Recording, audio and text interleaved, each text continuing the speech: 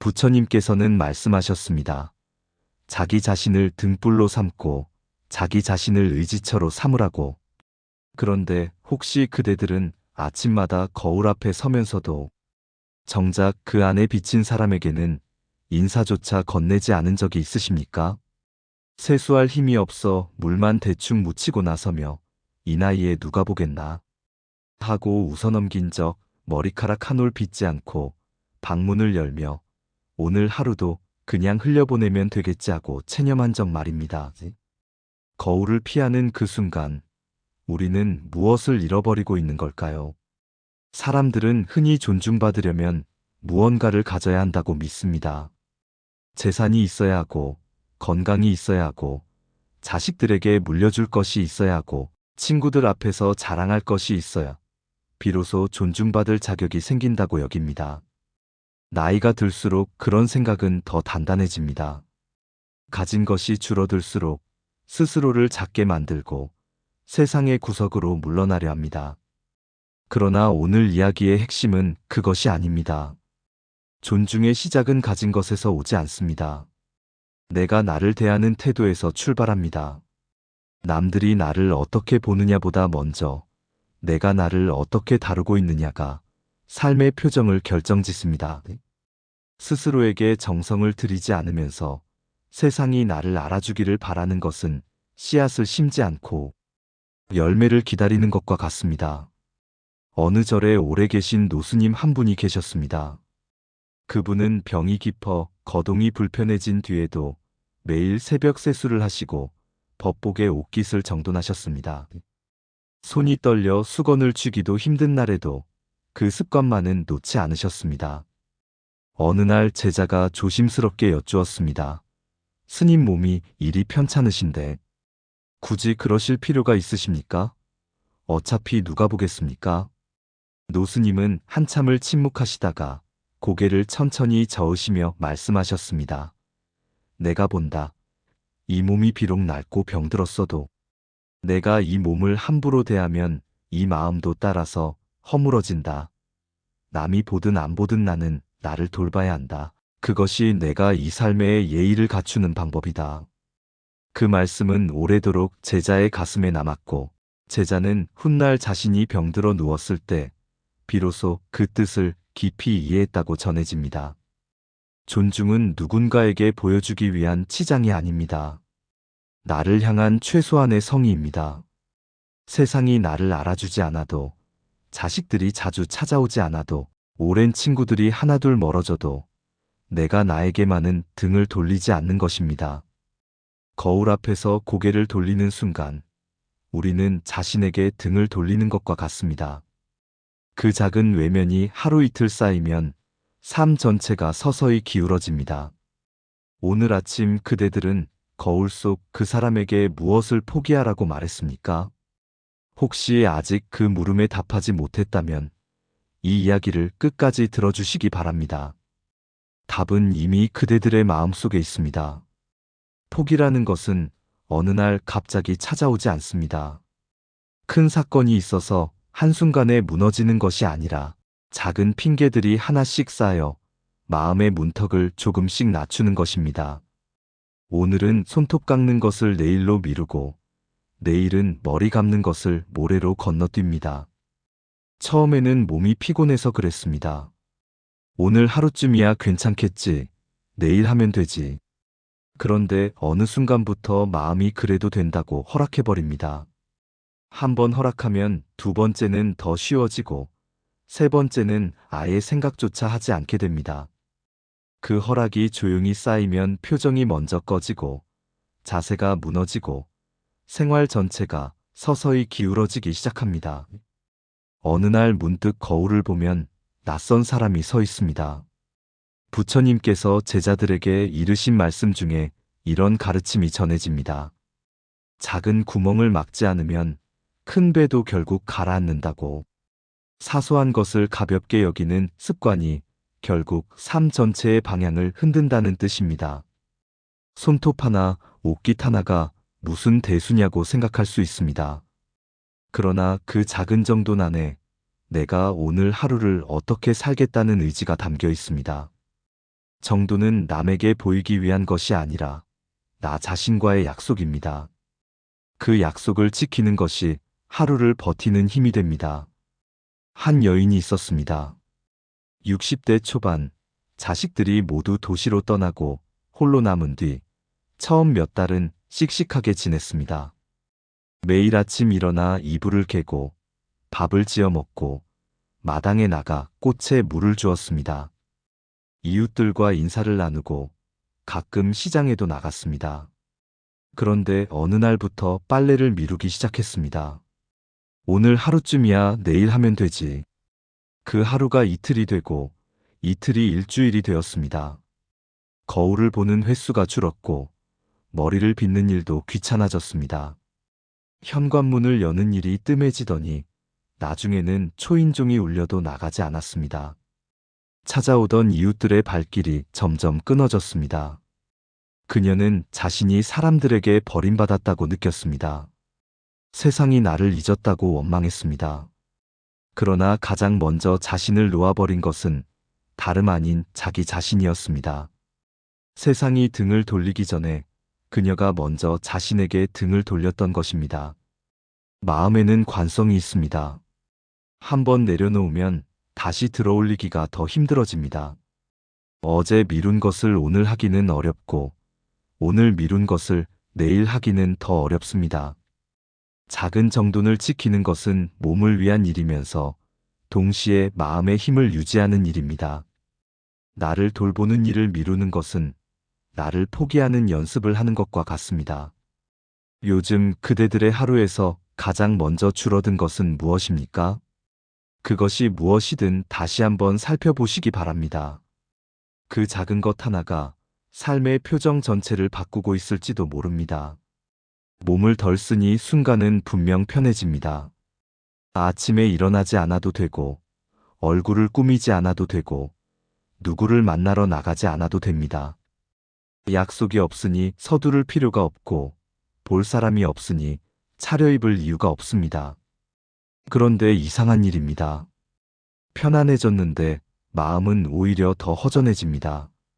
사람들의 시선이 달라지고, 말투가 어딘가 멀어지고, 연락이 뜸해집니다. 예전에는 먼저 전화하던 친구가 이제는 기다려도 연락이 없습니다. 누군가가 나를 일부러 외면한 것이 아닙니다. 내가 내 삶에서 먼저 손을 뗀 신호를 그들이 읽어버린 것입니다.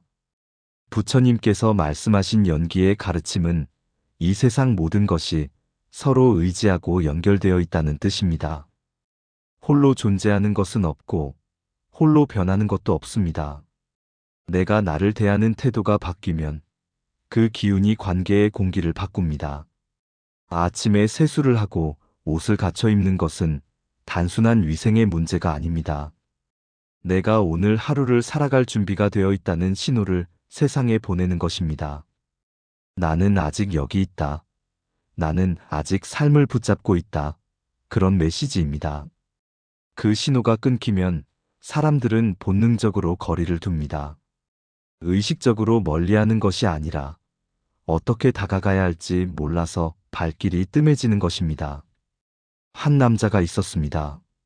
30년 넘게 다니던 회사에서 퇴직한 뒤 집에만 머물며 편하게 지내려 했습니다. 이제 쉴 때가 됐다. 평생 고생했으니 좀 쉬어도 되지 않겠나? 아내가 외출하자고 해도 귀찮다며 거절하고 오랜 친구가 연락해도 다음에 보자며 미루었습니다. 처음에는 자유로웠습니다. 아무도 나를 재촉하지 않고 아무 의무도 없는 시간이 달콤했습니다. 그런데 시간이 지나자 아내의 눈빛이 달라졌습니다. 대화가 줄었고 함께 있어도 각자의 시간을 보내는 날이 많아졌습니다. 그는 아내가 자신을 무시한다고 생각했습니다. 퇴직하니까 나를 하찮게 여기는구나. 서운함이 쌓였습니다. 그러나 아내의 마음은 달랐습니다. 남편이 삶을 포기한 것처럼 보여서 마음이 무거웠던 것입니다. 어떻게 말을 꺼내야 할지, 어떻게 도와야 할지 몰라서 점점 말수가 줄었던 것입니다. 관계는 거울과 같습니다. 내가 나를 돌보지 않으면 상대도 나를 어떻게 대해야 할지 혼란스러워집니다. 내가 나를 존중하는 모습을 보여줄 때 상대도 비로소 그 존중에 응답할 수 있습니다. 최근에 사람들이 그대들에게 건네는 인사가 전보다 짧아졌다고 느낀 적이 있습니까? 그렇다면 먼저 자신에게 물어보시기 바랍니다. 나는 나를 어떻게 대하고 있는가? 공이라는 말을 들으면 많은 이들이 허무함을 떠올립니다. 아무것도 의미 없다. 어차피 다 사라진다. 그러니 애쓸 것 없다. 나이가 들면 이런 생각이 더 자주 찾아옵니다. 젊어서 애쓴 것들이 무슨 소용이었나? 결국 다 부질없는 것 아닌가? 그런 생각으로 공을 이해하면 삶은 점점 무기력해지고 손에서 힘이 빠지고 마음에서 의지가 사라집니다. 그러나 부처님께서 말씀하신 공의 뜻은 그것이 아닙니다. 공은 모든 것이 고정된 본질 없이 조건 따라 드러났다가 사라진다는 진실입니다. 아무것도 없다는 뜻이 아니라 영원히 변하지 않는 것은 없다는 뜻입니다. 지금 이 순간도 변하고 있고 내일은 오늘과 다를 수 있다는 희망의 가르침입니다. 이 가르침을 삶에 적용하면 오히려 힘이 생깁니다. 지금 내가 지쳐 있다 해도 그것이 영원한 내 모습이 아닙니다. 지금 내가 초라해 보인다 해도 그것이 고정된 나의 본질이 아닙니다. 과거에 내가 어떤 사람이었든 지금까지 어떻게 살아왔든 그것이 앞으로의 나를 결정하지 않습니다. 조건이 바뀌면 나도 바뀝니다. 오늘 아침 손을 씻고 얼굴에 물을 묻히는 것, 헝클어진 머리를 빗고 옷깃을 바로 세우는 것, 그 작은 행위가 조건을 바꾸는 시작입니다. 단정함은 타고난 성격이 아니라 매일 선택하는 습관입니다. 어제까지 게을렀던 사람도 오늘부터 달라질 수 있습니다. 부처님께서 제타바나 정사에 계실 때 한 노인이 찾아왔다는 이야기가 전해집니다. 그는 평생 게으르게 살았고 이제 와서 무엇을 해도 소용없다고 생각했습니다. 늙은 나무에 물을 줘봤자 꽃이 피겠습니까? 이미 때가 지났습니다.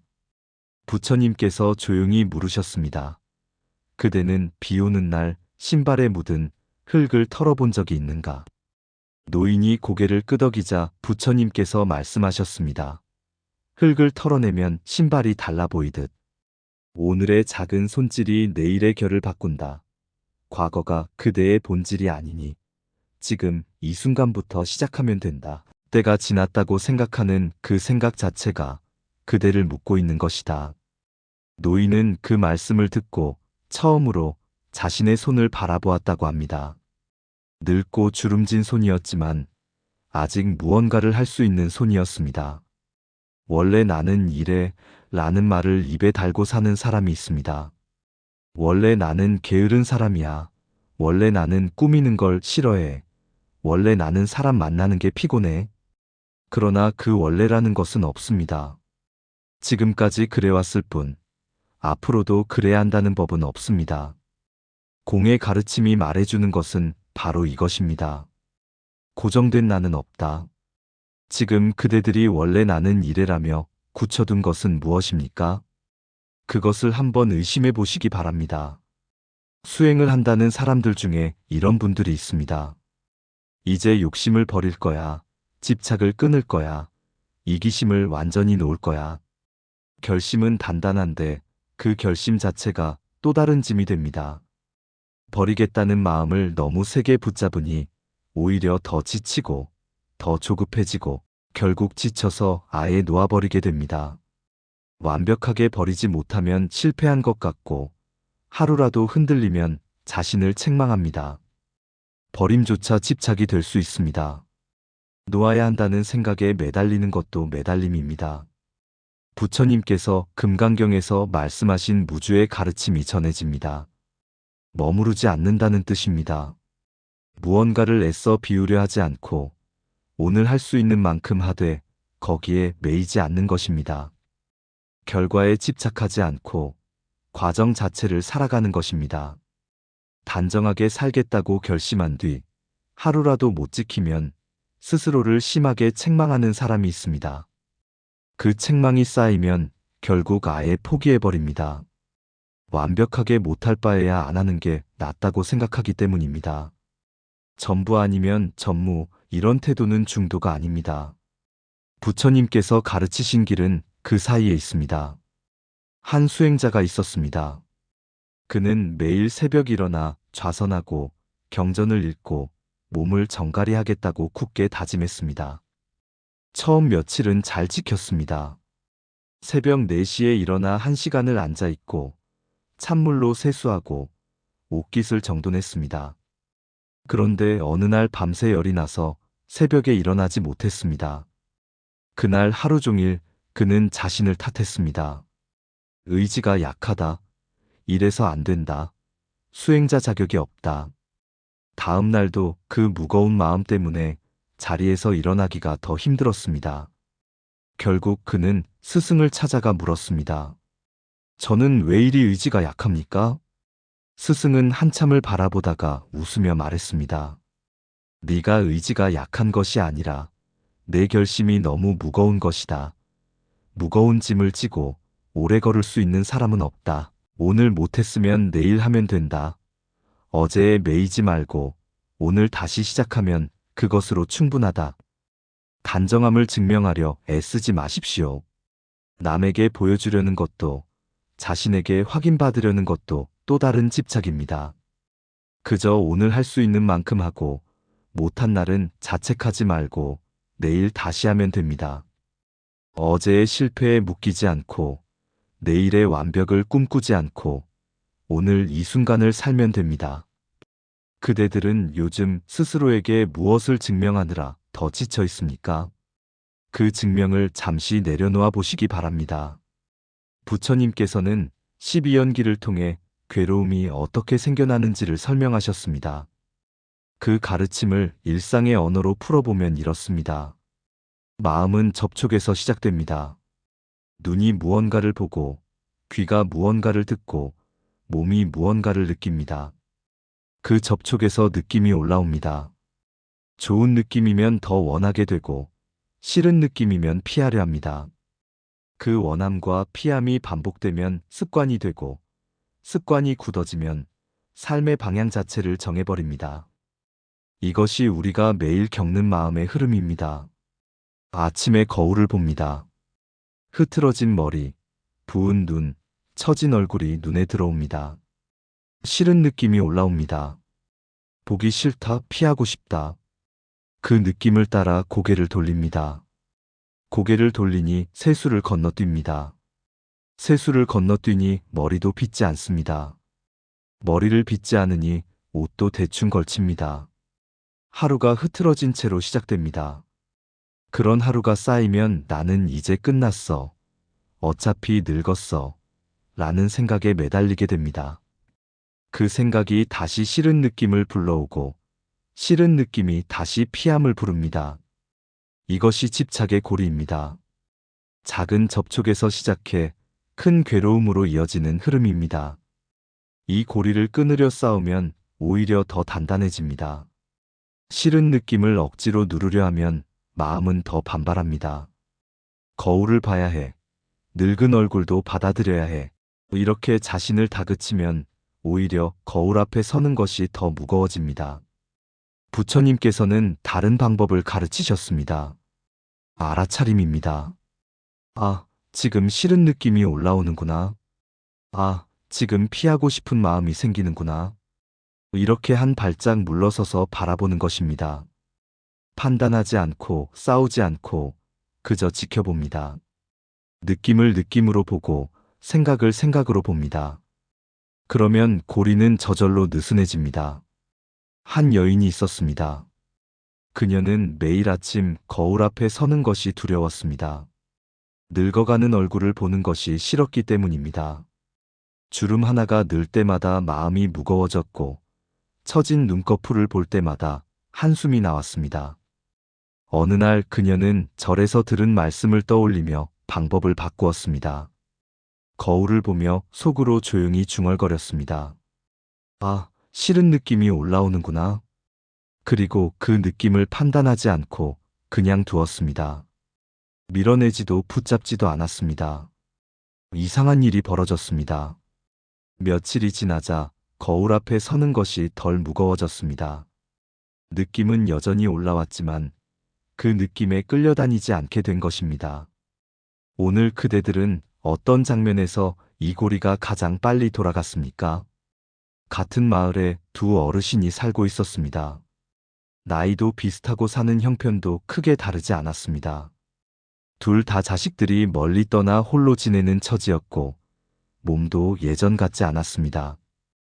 허리가 아프고 무릎이 시리고 아침에 일어나기가 해마다 힘들어졌습니다. 그런데 몇 년이 지나자 두 사람의 삶은 전혀 다른 방향으로 흘러갔습니다. 한 사람은 점점 세상과 멀어졌고 다른 한 사람은 여전히 사람들 속에 있었습니다. 첫 번째 어르신은 몸이 아프다는 핑계로 씻는 것을 미루기 시작했습니다. 처음엔 이틀에 한 번, 나중엔 사나흘에 한 번, 결국엔 일주일에 한 번. 옷도 갈아입지 않았고 방도 치우지 않았습니다. 어차피 혼자 사는데 누가 보겠나 라는 생각이 마음을 지배했습니다. 찾아오던 이웃들이 하나둘 발길을 끊었습니다. 그는 사람들이 자신을 버렸다고 생각했습니다. 자식들도 멀리 있고 이웃들도 외면하고 나는 세상에 혼자라고 느꼈습니다. 그 외로움 때문에 더 방 안에 틀어박혔고 틀어박힐수록 세상과의 거리는 더 멀어졌습니다. 결국 그는 자신의 삶에서 완전히 손을 놓아버렸습니다. 두 번째 어르신은 달랐습니다. 그녀도 몸이 불편했습니다. 관절이 아파서 앉았다 일어서기가 힘들었고 눈도 침침해져서 작은 글씨는 잘 보이지 않았습니다. 그러나 매일 아침 손과 얼굴만큼은 씻었습니다. 화려하게 꾸미지는 않았어도 옷깃만큼은 바로 세웠습니다. 그녀에게는 작은 약속이 있었습니다. 오늘도 나를 돌본다. 남이 보든 안 보든 나는 나를 함부로 두지 않는다. 그 약속 하나가 그녀의 하루를 지탱했습니다. 이웃들이 그녀를 찾았습니다. 특별한 이유가 있어서가 아니었습니다. 그녀 곁에 있으면 편안했기 때문입니다. 삶을 포기하지 않은 사람에게서 나오는 기운이 있었기 때문입니다. 그 기운은 말로 설명하기 어렵지만 사람들은 본능적으로 느낍니다. 두 사람의 차이는 돈도 건강도 아니었습니다. 나를 대하는 최소한의 성의가 있느냐 없느냐였습니다. 그 성의가 관계의 문을 열어두느냐 닫느냐를 결정했습니다. 부처님께서는 말씀하셨습니다. 자기를 섬에 비유하고 자기에게 귀의하라고. 그 섬은 재산이나 명예가 아닙니다. 내가 나를 놓지 않는 태도입니다. 지금 그대들은 어느 쪽에 하루에 더 가까우십니까? 오늘 아침 그대들은 그 약속을 지켰습니까? 오늘 이야기를 마무리하며 두 가지만 기억해 주시기 바랍니다. 큰 결심이 아닙니다. 거창한 변화가 아닙니다. 내일부터 새 사람이 되겠다는 다짐이 아닙니다.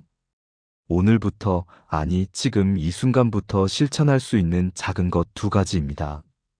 첫째, 아침에 손과 얼굴을 물로 천천히 씻으십시오. 빠르게 대충 씻지 말고 물이 피부에 닿는 느낌을 느끼며 씻으십시오. 차가운 물이 손끝에 닿을 때 그 감각을 알아차리십시오. 이것은 청결의 문제가 아닙니다. 내가 오늘 하루를 시작하겠다는 신호입니다. 나 자신에게 보내는 첫 번째 인사입니다. 나는 아직 여기 있다. 나는 아직 살아있다. 나는 오늘도 나를 돌볼 것이다. 그런 약속입니다. 둘째, 옷깃을 바로 세우고 신발의 먼지를 털어내십시오. 새 옷을 입으라는 것이 아닙니다. 비싼 신발을 신으라는 것이 아닙니다. 지금 있는 것을 정돈하는 것입니다. 헌 옷이라도 옷깃을 세우면 다르게 보입니다. 낡은 신발이라도 먼지를 털면 달라 보입니다. 그 작은 손질이 하루의 결을 바꿉니다. 나는 아직 나를 포기하지 않았다는 표시입니다. 부처님께서 가르치신 중도는 과장도 포기도 아닌 길입니다. 화려하게 꾸미라는 것이 아니고 아예 놓아버리라는 것도 아닙니다.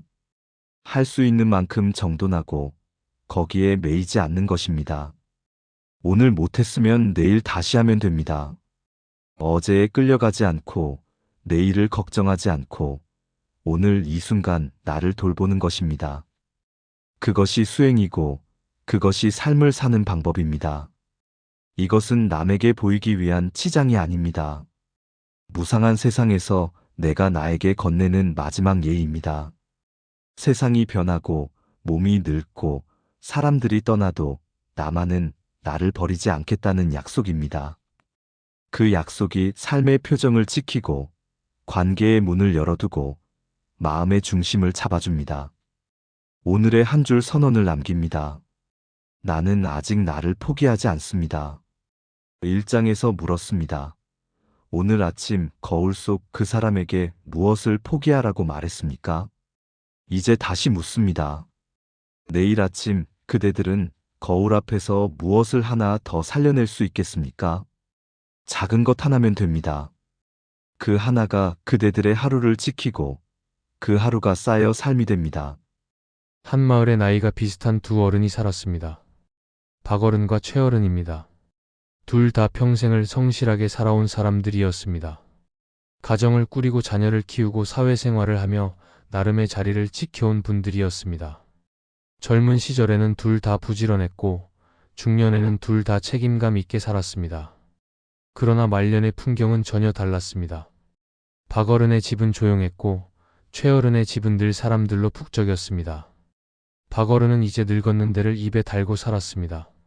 작은 실수에도 혀를 차며 지적부터 했고 부탁을 들으면 왜 그런 것도 못하냐는 말이 먼저 나왔습니다. 고마워라는 말을 들어도 당연한 거 아니냐고 받아쳤고 미안해라는 말을 들어도 미안하면 다냐고 쏘아 붙였습니다. 처음에는 가족도 이웃도 이해하려 했습니다. 평생 고생한 분이니까 나이가 드니 예민해지셨겠지. 그러나 시간이 지나면서 대화가 짧아지기 시작했습니다. 방문이 뜸해지고 전화도 줄었습니다. 명절에 모이는 시간도 점점 짧아졌습니다. 박어른은 더 서운해졌고 서운함은 더 거친 말로 표현되었습니다. 사람들이 멀어지니 외로워지고 외로우니 더 쏘아붙이고 쏘아붙이니 더 멀어지는 악순환이었습니다. 본인은 세상이 야박해졌다고 한탄했지만 정작 사람들을 밀어낸 것은 본인의 말투였습니다. 최어른은 달랐습니다. 몸이 아파도 인사만큼은 또렷이 했습니다. 누가 찾아오면 어서 오라며 반겼고 먼저 안부를 물었습니다. 잘 왔다, 보고 싶었다. 그 한마디가 먼저 나왔습니다. 부탁을 받으면 그렇구나를 먼저 말한 뒤 천천히 의견을 냈습니다. 자신의 생각과 다를 때도 상대의 말을 끝까지 들었고 반박보다 질문을 먼저 던졌습니다. 왜 그렇게 생각하는지 궁금하구나. 더 이야기해보렴. 그런 말이 자연스럽게 나왔습니다. 사람들은 최어른 곁에 오래 머물렀습니다. 특별한 이유가 있어서가 아니었습니다.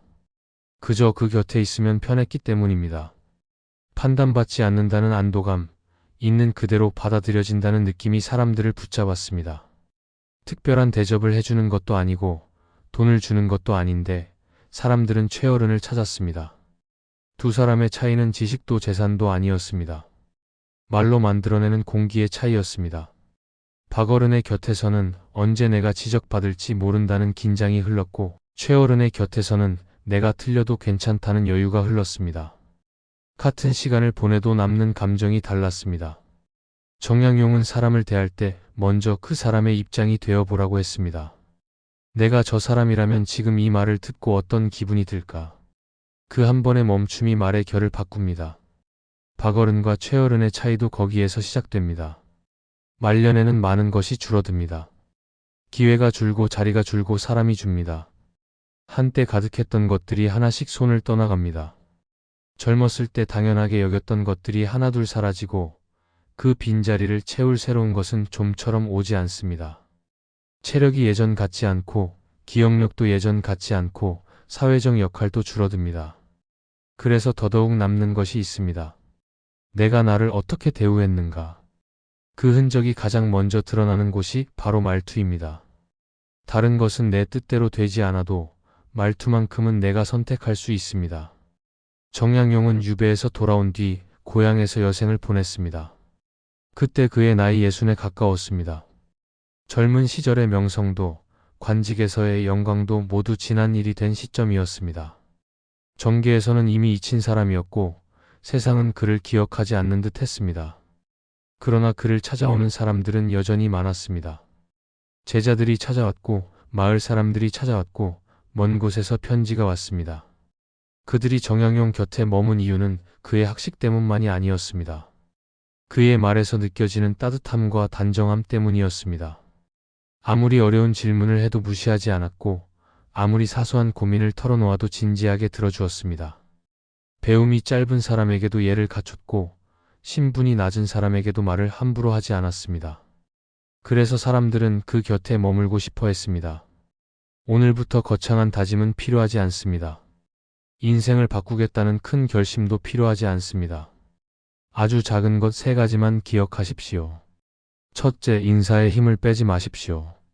아침에 만나는 사람에게 눈을 맞추고 인사하는 것, 그것만으로도 하루의 공기가 달라집니다. 건성으로 던지는 인사와 눈을 맞추며 건네는 인사는 완전히 다른 무게를 가집니다. 둘째, 반박하기 전에 한 번만 인정하십시오. 그렇구나, 그런 생각도 있구나. 그 한마디가 대화의 흐름을 부드럽게 만듭니다. 상대는 자기 말이 들렸다는 느낌을 받고 그래야 내 말도 들을 준비가 됩니다. 셋째, 말끝을 날카롭게 세우지 마십시오. 끝이 뾰족한 말은 상대의 마음에 상처를 남깁니다. 내용이 아무리 옳아도 말투가 날카로우면 전달되지 않습니다. 이 3가지만 지켜도 한 달 뒤에 관계가 달라집니다. 말투는 마지막까지 내가 통제할 수 있는 영역입니다. 몸이 예전 같지 않아도, 기억이 흐려져도, 사회적 역할이 줄어들어도 말투만큼은 내 선택으로 지킬 수 있습니다. 그 한마디의 선택이 그대의 말년 풍경을 조용히 바꿉니다. 처음에 물었습니다. 나이가 들수록 말이 편해져도 되는 것일까요? 이제 답을 드립니다. 말이 편해지는 것은 자연스러운 일이지만 말의 품위를 내려놓는 것은 다른 문제입니다. 편안함 속에서도 결을 지키는 것. 그것이 말년을 아름답게 만드는 유일한 방법입니다.